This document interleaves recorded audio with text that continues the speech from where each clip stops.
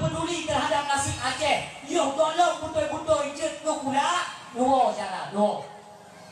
Kamu duk kiai, kamu duk dia bangsa dan tokoh-tokoh Aceh yang mencang demikian sedikit terhadap untuk kemaslahatan Aceh ke depan.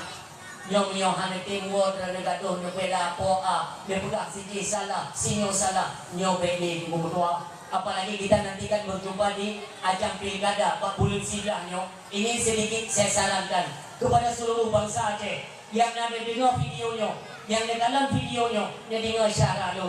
Apakah drone dari partai lokal atau dari partai nasional? Tolonglah jangan saling menyalahkan. Drone pengen pesanah go kayak pesanah kita nyo.